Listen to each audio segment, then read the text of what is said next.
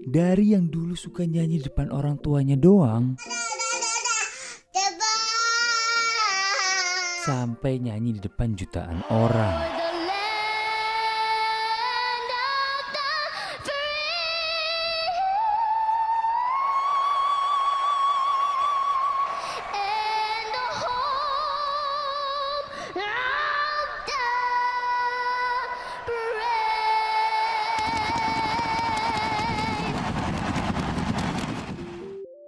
Nah, ini dia bintang kita, Malea Emma Chandrawijaya. Dan kita juga ditemani oleh keluarganya, ada mamanya, papanya, dan juga kakaknya. Sambil menyantap hidangan yang lezat di salah satu restoran Indonesia di Los Angeles, Simpang Asia, kita akan mencoba mencari tahu asal-usul Malea seperti apa dan perjuangan mereka sebagai keluarga.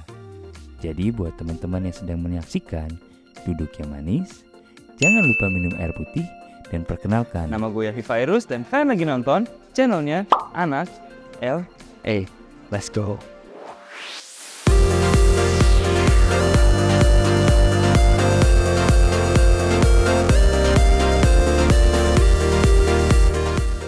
Sebelum kita ngobrol-ngobrol, gue mau ngasih spoiler sedikit nih. Kalau filmnya Malea akan dirilis bulan depan, tepatnya tanggal 13 Juni 2024. Judulnya Dilan 1983 Wo I Need.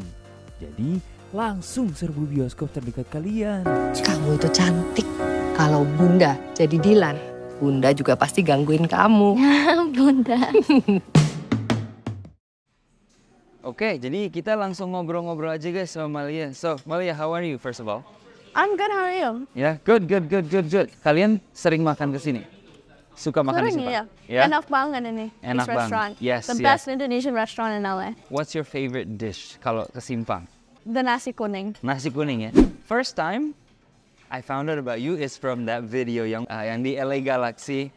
My question is it true you started singing when you were 1? I've just always loved singing since I was little. And when I was 1 kan belum bisa ngomong. Yeah. So I would just sing in gibberish. And well, it wasn't like professional singing yet, of course. So like I would go on my parents' bed, itu my stage, pakai comb jadi my microphone. Oh, jadi di atas gitu ya. Yeah. So, well, I don't really remember it now, but my parents have like videos of me singing when I was 1, and it's just always funny to watch that. Of course. Terus, and you started singing early on. Who was your favorite singer? Kita sambil makan ya guys, by the way. Ini dipotong dulu dong ya atas. Wah, ada kangkung juga guys. My God, very festive. Thank you. Well, I feel like Terima kasih. I have Ya. so many different like favorite singers. Selalu depend on my mood. Like kalau aku sad, sometimes aku bakal denger like more like calmer songs, Okay. like Viva Doobie or like Olivia Rodrigo. Tapi especially because I'm a singer. Yeah. Aku learn from a lot of singers yang very very talented, yang kayak Christina Aguilera, Whitney Houston, Mariah Carey. So like growing up, I always like listen to them to like learn their techniques. But I would say it always depends on my mood. I don't have like one favorite singer yang aku listen to all the time. All the time. Terus juga I saw a clip of you performing at GMA.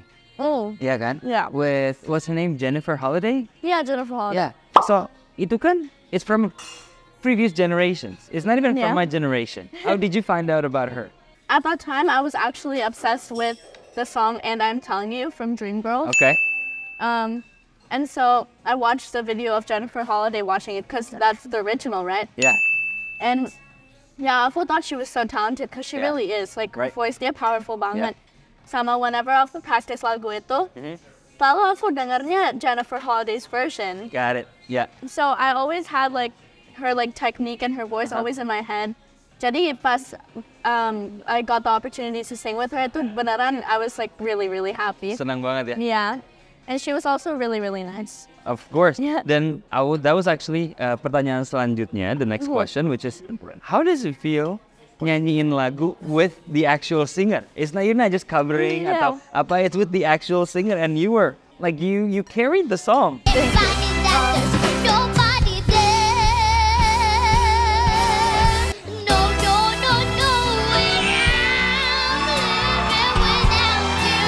Yeah, it was really incredible. It was an amazing experience.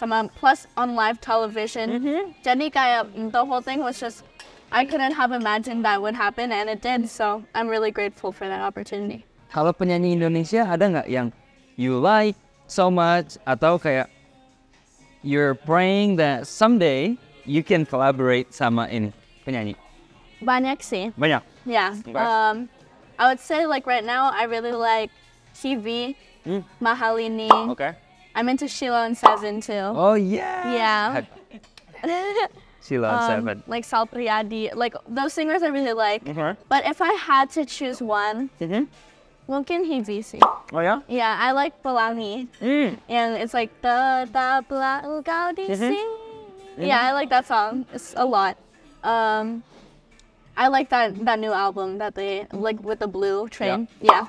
Okay. So I would say Hivi, definitely. Oh, nice. Can I ask you for an advice? What those little girls or anyone yang aspire to sing and to be like you? I'm sure you inspire a lot of anak-anak perempuan yang kecil yang masih nyanyi. Oh, Malia so hebat. I can sing too. I want to be like her. What can you say to them? Yeah. So Jennifer Holliday, like I said, was really nice. The advice she gave me actually was to like find my own style because of course, like I learned from many different singers, pakai like Christina Aguilera, Jennifer Holliday, Mariah Carey's technique, semua gitu. Tapi mesti semua grab what I've learned and make it my own style. Okay. Jadi emang kayak sekarang aku suka like make videos of me singing covers. Yeah, I change up the song to make it my style, and like right now I'm really into writing songs. Okay. And writing songs. Nice. Yeah, and I like doing that because like I can make it specifically made to my own style. Yeah. So that would be one of the pieces of advice that I would give to other girls that want to sing. Yeah. Like try to find your own style because I feel like that's what makes music really cool because everyone is different. Yeah. And another thing I would say is never give up because Never give up. Pasti and it's not only in like singing, also in like acting and whatever you want to do. Pasti in this industry, there will be like rejections or like things, like difficult things that you have to get through. And if you give up, then you're never gonna become successful. Jangan pernah menyerah. Never give up. I want to switch gear a little bit. Tadi you mentioned a little bit about acting. Jadi buat teman-teman yang kurang familiar, Malia ini bukan cuma penyanyi doang, tapi dia juga acting juga, bisa acting. Beberapa filmnya kemarin itu, remind me the name of the film di mana you acted with Colin Farrell. Oh, that was After Yang. It's an A24 film. Yes, Yeah. After Yang. After Yang. Nah, dan juga yang bikin exciting lagi adalah kemarin ini boleh di-spill ya. Yeah. Abis syuting film di Indonesia. Yeah. Iya kan? Yep. Itu gimana? Itu seru banget. Projectnya apa namanya? Projectnya itu Dilan 1983 Wo Aini. Itu prequelnya film Dilan 1990. Okay. And so that was my first Indonesian film. Yeah. So very, very different. Yeah, aku like the whole film was in Indonesian, so it was definitely like something that I've never done before. Yeah. Tapi overall it was like really, really fun, and I had such a good time over there. Ya? Yeah. Nice. Itu syutingnya berapa lama? Syutingnya 1 bulan, tapi ada reading 1 bulan sebelumnya. Readingnya di Indonesia juga? Iya, readingnya di Jakarta, terus syutingnya di Bandung. Syutingnya di Bandung? Say hi dulu buat orang-orang di Bandung. Orang Bandung yang nonton banyak juga by the way. Kalau kayak gitu, sekolahnya gimana? This is like the longest time aku have ever had to skip school. Jadi ya kita talk to the teachers, terus dikasih as much as they can dikasih in independent study. Jadi kalau aku lagi break dari shooting atau ada hari yang aku gak usah shooting, gak ada mesin, ya aku try to finish my work there. Yeah, so as much as I can after aku shooting, aku selalu like in the hotel room, I will be doing homework. Sama my parents also really helped me with that. Sometimes like I would have to wake up really early and go to set. Yeah, my parents would check like my school's website to see like what I have to do that day.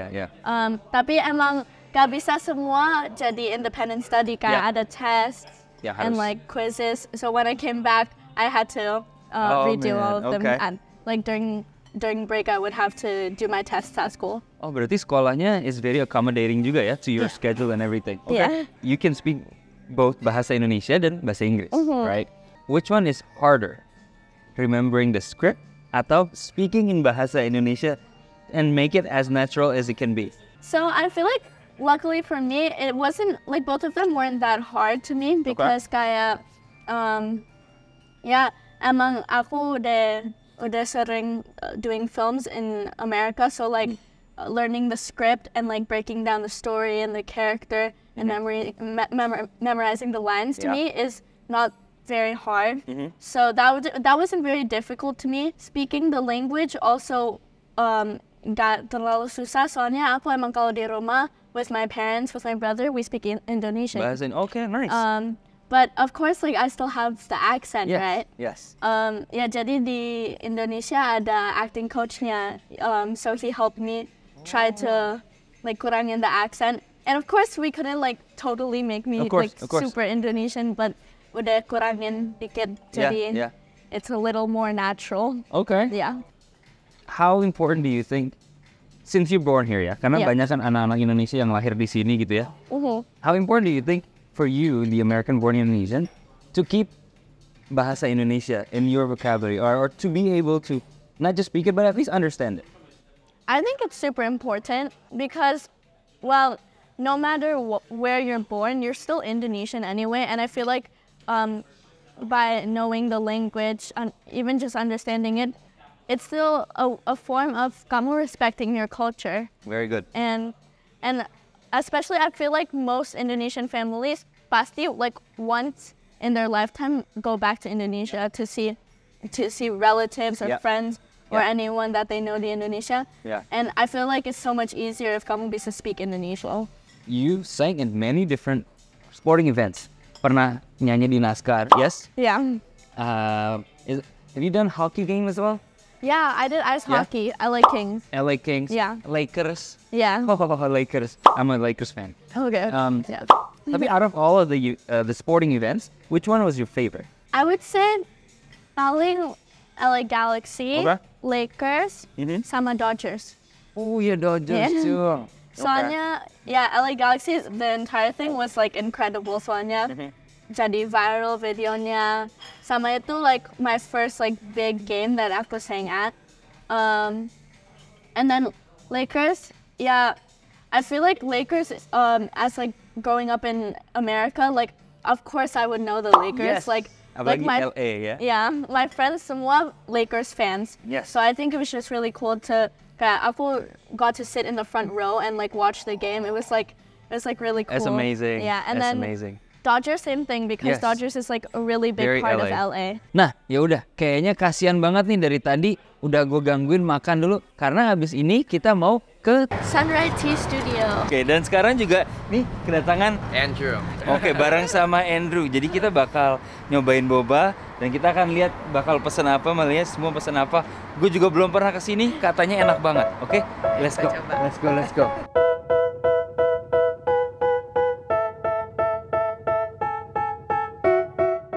Over here ada sign tulisnya shake 17 times. Soalnya di Sunrise selalu when you get the drink they tell you to shake it 17 times. 17 times? Yeah. Oh, interesting.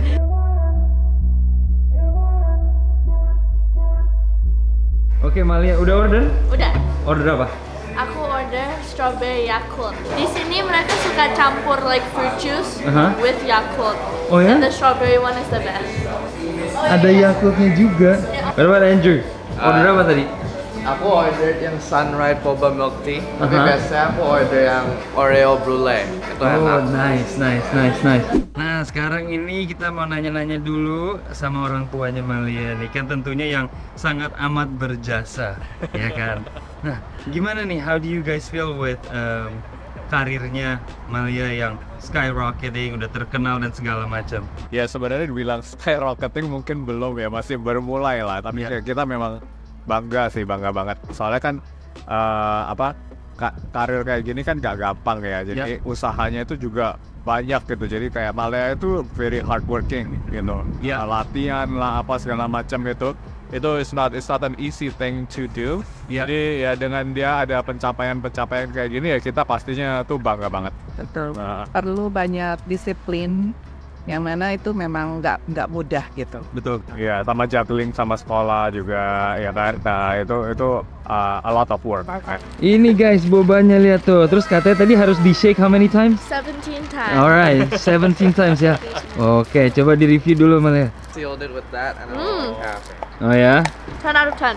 10 out of 10 favoritnya dia ya. Nah kalau tadi Andrew order apa tadi? I forgot. Sunburn? Ini Sunrise Milk Tea. Sunrise Milk Tea. Ini pakai boba yang biasa. Oh ini pakai boba yang biasa.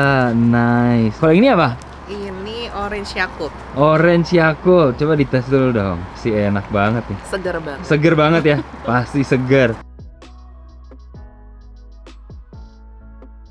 I think it's pretty cool karena aku bisa bantu support dia. Ya. Karena aku do video editing and then also bantu dia sama her videos. Jadi it's like I'm able to use my own talent and also help her out while being behind the scenes. And then I love supporting her. So whenever she does have events, it's always exciting because I'm proud of her no matter what she does.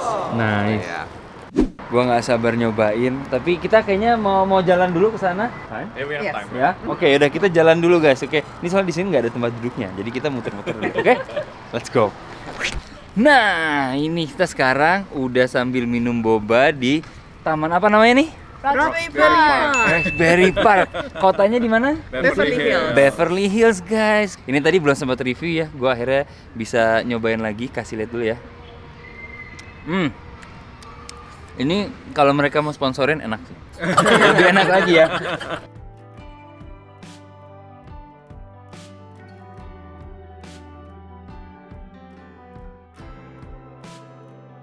Kalau kita bilang sih, yang penting jangan dipaksa. Anaknya jangan dipaksa. Anaknya mesti memang mau dan emang having fun. Soalnya emang industri ini kan susah ya. Kayak Malaya tadi bilang kan, a lot of rejections ya kan. Mau booking something itu kan susah gitu, nggak gampang. Jadi mesti audisi yang banyak, mesti latihan ini itu segala macam yang banyak. Jadi kalau anaknya nggak enjoy, kan soalnya mungkin banyak juga ya kalau misalnya orang-orang lain tuh sebenarnya mungkin papa mamanya yang ambisius misalnya kayak gitu, anaknya tapi nggak enjoy gitu. Nah itu yang bisa jadi burnout. Malah kita setiap kali dapat audition misalnya, walaupun nggak booking gitu, ya nggak apa-apa, emang dia suka gitu, doing that gitu. Dan kita lihat selama emang dia enjoy dan selama dia having fun, ya kita terusin aja terus gitu, kita tetap support gitu ya. Nah itu kalau masalah tentang burnout. Tapi kalau masalah tentang apa tadi? Bandel, jadi bandel, iya. Jadi bandel, ya kita mesti sering-sering ngingetin ya, mesti tetap grounded. Itu tuh mesti selalu diingetin. Kadang-kadang kalau misalnya udah berasa kayak punya accomplishment, kan udah, ya emang kita proud dan kita juga bilang sama dia mesti proud of herself, proud of all the accomplishment, the achievement gitu. Tapi mesti ingat kalau selalu ada yang lebih dari dia gitu loh. Dia bukan yang paling hebat, dia bukan yang paling pintar gitu. Dia tuh masih mulai, masih belajar gitu loh. Dan mesti ingat, mesti tetap humble, mesti nggak boleh berasa kayak udah yang lebih hebat dari orang lain, itu nggak boleh. Dan tugas kita tuh sebagai orang tua adalah selalu mengingatkan akan itu. Benar. Kan pindah ke sini juga kebanyakan dari orang itu kan to find better future. Nah terus siapa tahu nih dengan adanya film ini nih, si Dylan ini terus sukses, terus Malaya tiba-tiba jadi set. Terus kalau ternyata tiba-tiba akhirnya wah harus berkarir ke Indonesia dan ternyata harus pulang ke Indonesia, itu gimana kalian? Ya dari sejak Malaya mulai dari usia 4 tahun sampai sekarang yang kita belajar dari dunia entertainment itu adalah tidak ada yang pasti ya. Betul.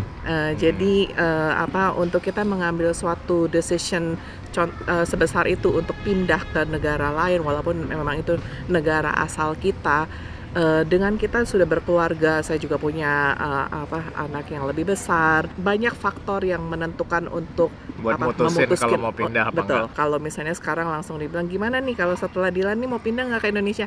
Jawabannya we'll go with the flow. Wah, bagus. Nanti kita lihat gimana prospeknya gimana, baru bisa kita pertimbangkan lagi secara sekeluarga gitu, mengambil keputusan yang lebih tepat.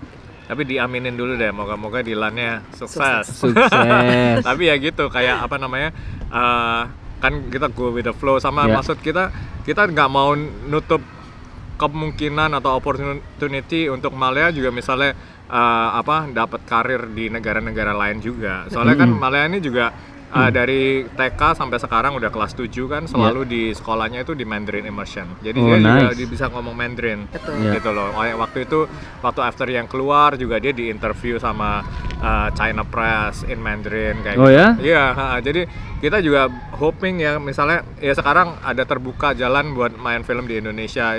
It's very good gitu. Tapi kita juga hoping mungkin someday bisa main juga film di negara-negara lain misalnya kayak di Cina atau di Taiwan atau mungkin di Korea atau dimanapun gitu ya. Kita nggak tahu, kita cuman ya coba lihat aja dulu gitu. Looking forward to many other opportunities di tempat benar, lainnya.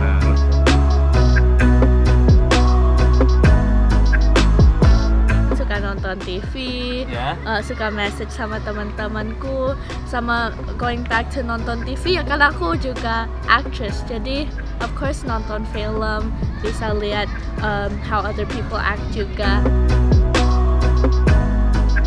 Gilmore Girls, The Summer I Turned Pretty, sama Dilan 1990. Wih, sekali promosi, udah jago, udah hebat. Oh sama After Yang dong, After Yang dong. Film aku semua gitu dong. Iya. Yeah, it was very exciting. Soalnya aku emang pernah nonton film dia. Before kita syuting, aku nonton Dumbo sama ada Colin Farrell. Jadi aku emang tahu orangnya, like he's very good at acting. So aku udah respect him a lot. Terus orangnya juga very down to earth, very humble.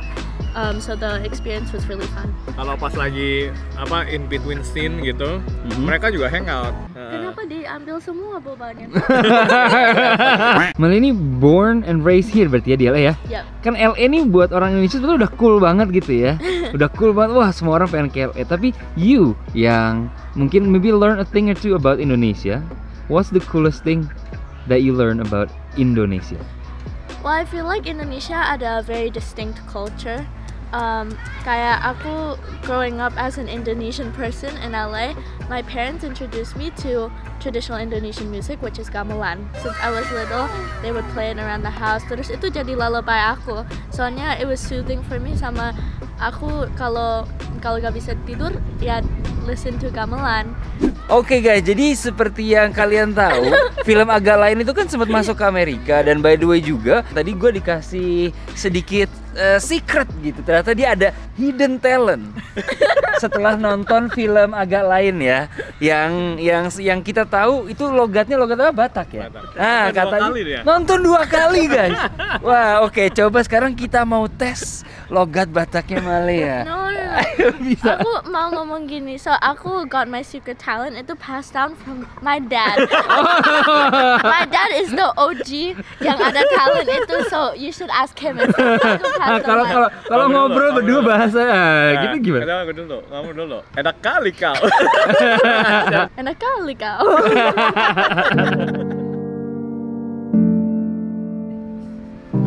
Kalau buat aku ya, momen yang terbangga semuanya sebenarnya pencapaian dia kan memang bikin bangga sih ya. Mau dua anak saya pun mau pencapaiannya apa pasti saya bangga. Tapi kalau misalnya ditanya yang paling berkesan dari selama ini pengalamannya adalah pada saat dia nyanyi di LA Galaxy. Karena yang pertama kali ya nyanyi di LA Galaxy yang pertama kali.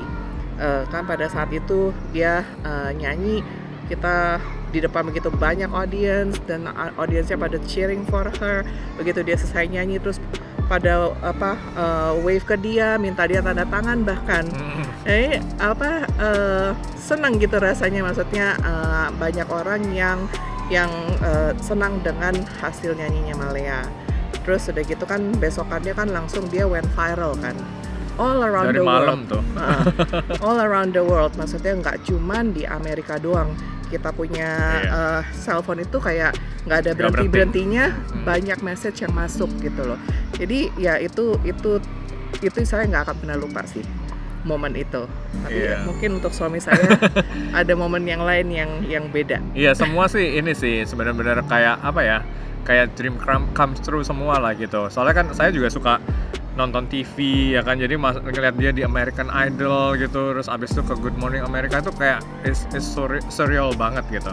Tapi one moment yang benar-benar menurut saya yang very big itu waktu dia ke Cannes Film Festival ya kan, soalnya kan saya suka nonton film ya, jadi saya tahu Cannes Film Festival itu like the biggest film festival in the world. Kayak semua aktor tuh pasti kepengen gitu loh bisa jalan di red carpetnya di Cannes Film Festival. Jadi waktu film dia yang After Yang itu masuk ke Cannes Film Festival, terus habis itu dia jalan di red carpet, saya tuh di ujungnya red carpet nih ngelihat dia jalan gitu, waduh sampai nangis rasanya tuh, terharu banget ya, soalnya itu kan gede banget ya tempatnya tuh, benar-benar semua tuh bintang-bintang film terkenal, pressnya itu kanan kiri itu like hundreds of them gitu, foto-foto, waduh benar-benar luar biasa ngeliatnya gitu ya. Terus habis gitu masuk ke bioskopnya tuh penuh, gede banget bioskopnya, dia dipanggil maju ke depan sama cast yang lain ya, terus sama direkturnya Cannes Film Festival, tiba-tiba nih on the spot nih dia disuruh ngomong, kasih speech gitu. Kita nggak tahu, nggak di plan sama sekali, dia ngomong gitu. Terus aduh itu udah benar-benar terharu banget deh, apalagi pas udah kelar filmnya, terus habis itu semuanya jadi terharu lagi. Ada standing ovation gitu. Wah rasanya nggak kayak once in a lifetime, nggak bisa dilukiskan sama kata-kata gitu. Itu proudnya bukan main. This is, like he said, a dream come true, and everything's just so happy because I'm with the people that I love the most.